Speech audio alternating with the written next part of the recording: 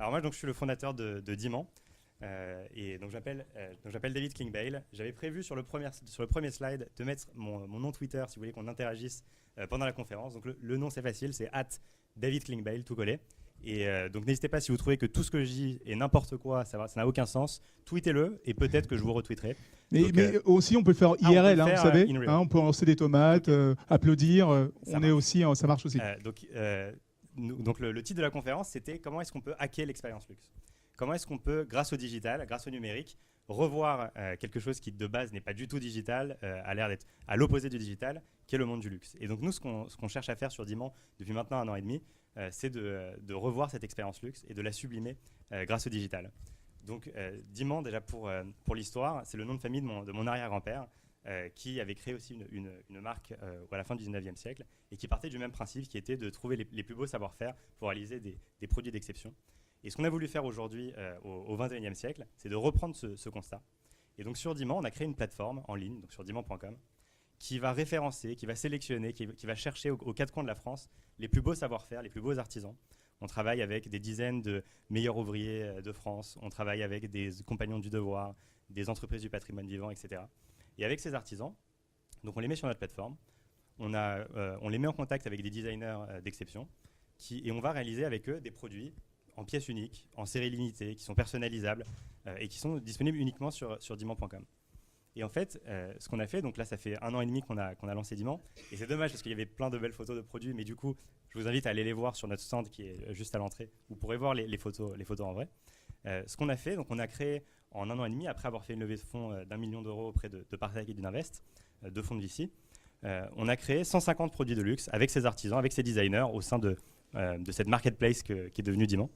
Et on a réussi à utiliser toutes les technologies qui sont utilisées dans tous les autres secteurs, mais pas dans le luxe, pour venir bousculer, disrupter le luxe.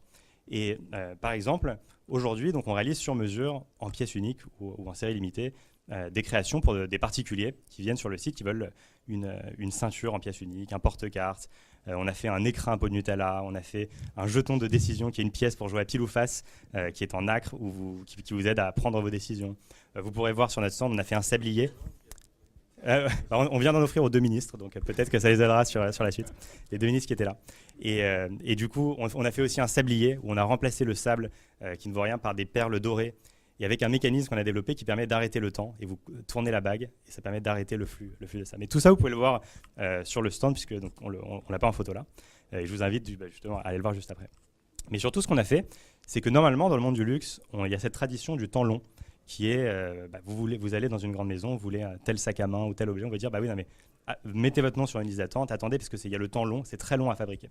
Et nous, ce qu'on s'est rendu compte, moi j'ai visité des dizaines d'ateliers d'artisans qui travaillent pour ces grandes marques, qui ont ce savoir-faire, qui ont ce savoir-faire d'exception, c'est qu'en fait, ce temps long, c'est un peu un temps marketing qui est pour un temps long pour faire naître le désir.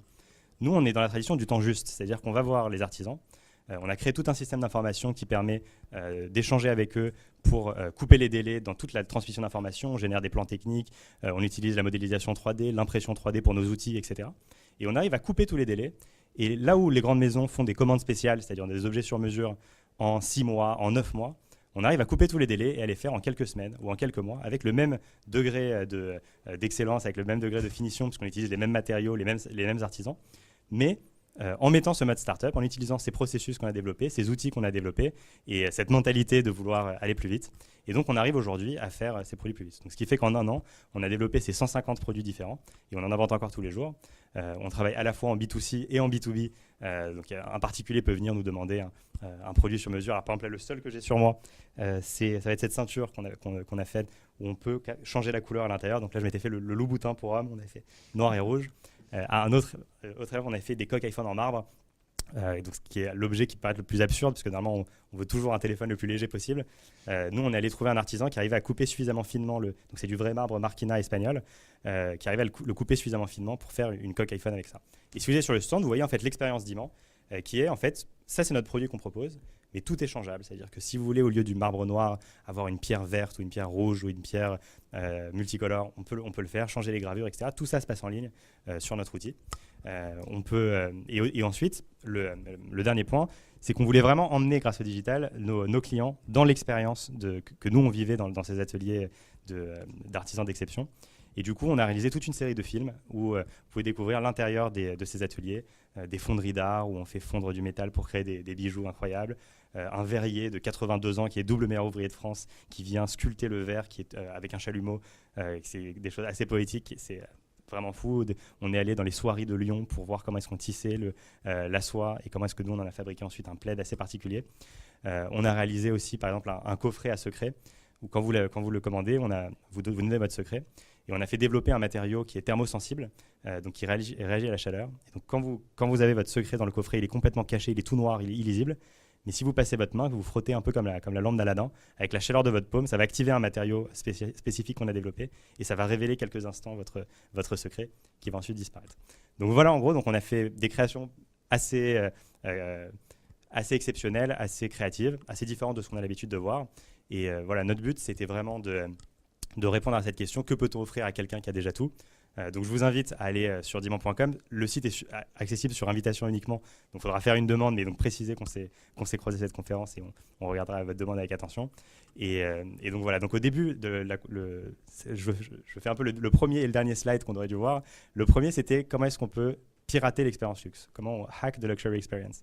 Et en fait, on s'est rendu compte, nous, en 1 an et demi, en 150 produits développés, que le digital, il ne servait pas à pirater l'expérience luxe, il ne servait pas à disrupter le luxe, comme on disait au début, mais au contraire, il servait à réaliser le vrai but d'une vraie expérience luxe, qui est pas de le disrupter, pas de le hacker, mais de le sublimer.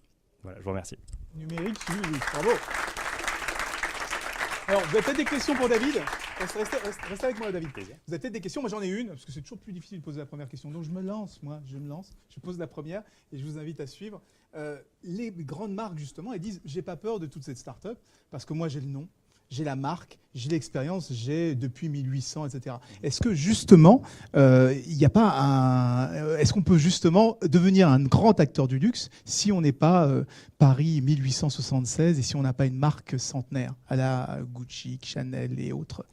Nous, ce qu'on constate en fait sur le marché du luxe, et moi, avant de créer Diman, j'avais cofondé un blog qui s'appelle Web & Luxe, sur lequel on a écrit 2000 articles sur la transition digitale des marques de luxe. Donc c'est quelque chose qu'on suit depuis 6 ans et qui nous intéresse beaucoup.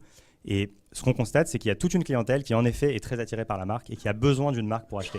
Il y a des personnes qui veulent une marque non seulement qui existe sur le produit, mais qui soit visible, qui soit ostentatoire, qui soit reconnue par tout le monde. J'ai acheté une montre 10 000 €, il faut bien que tout le monde voit que c'est une Apple quand même. Sinon... Donc il faut un sac, il faut qu'il y ait un monogramme dessus, une ceinture avec une grosse lettre pour que ce soit identifié par tout le monde, des monogrammes, des toiles, etc. qui permettent d'identifier. Il y a cette clientèle qui existe et en effet, sur Diman aujourd'hui, on ne s'adresse pas forcément à leur consommation de tous les jours parce que nos produits ne sont pas ostentatoires, la marque est très discrète, c'est à peine écrit sur le produit, parfois il y a juste un signe secret qui permet de reconnaître que c'est un produit Diman.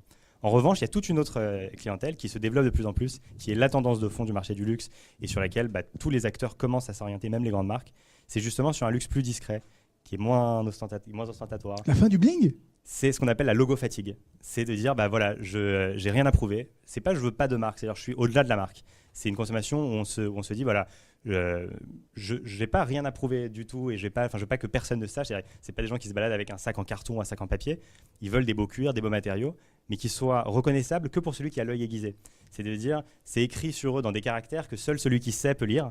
Et du coup, plutôt que d'avoir une marque où tout le monde va pouvoir voir que c'est quelque chose de cher, que c'est quelque chose de beau, etc., on s'adresse à une clientèle qui va plutôt rechercher le matériau spécifique, le savoir-faire particulier, où quelqu'un dans la rue ne va jamais savoir que c'est un produit de luxe, un produit d'exception, parce que ce n'est pas écrit dessus. Mais justement, il n'y a pas besoin que ce soit écrit dessus, parce que celui qui peut reconnaît, son père, hier, peut le reconnaître et connaître les beaux matériaux. Le Happy Few, quand il passe, il se creuse un riffon. Voilà, toi, tu arrives à le reconnaître. Et du coup, on utilise des matériaux fous comme belle ceinture. Des cuirs vraiment précieux, on a utilisé du cuir de queue de castor, on a utilisé des métaux, des pierres de météorites, on a utilisé pas mal de matériaux que si on ne connaît pas, on ne peut pas reconnaître que c'est quelque chose d'exceptionnel. Mais voilà, on travaille sur cet autre luxe et on pense qu'un autre luxe est possible. Merci beaucoup, David. Des questions ? Attendez, questions. Si. Question. Il y en a 2 questions, une à droite et une à gauche ensuite. D'accord. Alors, les Russes et les Arabes qui veulent du bling, eux. En fait, même sur la première partie de la question sur Vertu, moi, quelque chose qui me gênait un peu dans Vertu, c'est qu'en effet, leurs téléphones sont très luxueux, recouverts de diamants, du verre saphir horloger, etc. C'est très beau. Mais en même temps, aujourd'hui, je suis sûr que si on faisait un sondage Si on vous donnait le choix d'avoir au quotidien le téléphone que vous voulez, mais sans considération de prix, tout le monde prendrait un iPhone ou un Galaxy ou peut-être un BlackBerry ou un Windows Phone s'il y a des excentriques, mais personne ne prendrait un Vertu parce que c'est pas les meilleurs téléphones, c'est les plus beaux téléphones peut-être en termes de savoir-faire, mais c'est pas les meilleurs. Nous, ce qu'on veut faire dans nos produits, c'est non seulement on utilise les plus beaux savoir-faire, mais par exemple, on a fait une montre connectée complètement revue avec nos artisans, on a fait un sous-main qui charge par induction le téléphone sans contact, on a fait des produits qui sont les meilleurs dans leur catégorie, avec en plus le savoir-faire. Donc, on se différencie de Vertu sur ça. Et sur la deuxième partie, même dans les marchés émergents, même en Chine, même nous, on a des clients à Bahreïn, on a des clients, là, on vient de livrer des sous-mains au Qatar en alligator rouge lit de vin, donc couleur drapeau du Qatar, et des carnets. On va vous montrer les photos sur le stand dimanche juste après, si vous voulez.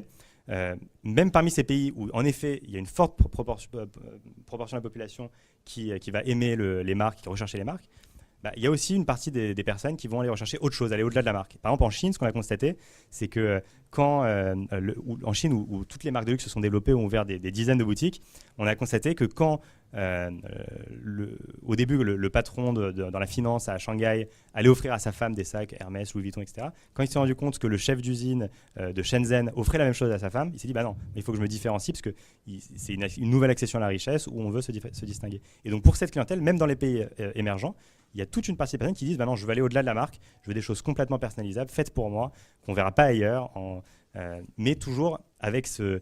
C'est-à-dire, ils vont refuser le contenu, le contenant du luxe, mais garder le contenu. Le luxe 2.0. On avait une dernière question ici. Alors, nous, en fait, chaque création d'Iman, c'est toujours un mariage ou un trait d'union entre le savoir-faire traditionnel et le design contemporain. Et nous, en fait, on fait vraiment cette intermédiation pour créer le style d'Iman et pour garder le contrôle de la création, qui est une partie importante pour nous. Mais donc, toutes les relations se font sur le site, mais intermédiées par nous. Donc, on va chercher, par exemple, quand vous verrez le sablier sur le stand, on allait chercher non seulement l'artisan, mais les artisans, parce qu'on a mis en commun un artisan verrier avec une verrerie d'art, avec une fonderie d'art pour la partie en métal, avec un graveur pour la partie gravée. Donc nous, on est parti de l'idée, on voulait faire un sablier pour arrêter le temps avec un sable précieux. On allait voir des designers, on a fait un appel d'offres auprès de designers, on a choisi un design et ensuite on a fait fabriquer par les artisans de notre réseau. Et tout ça s'est passé en ligne, tout ça s'est passé sur notre plateforme, mais avec une intermédiation de la part de Diman. Donc au final, le produit est toujours une co-création entre l'artisan, le designer et Diman.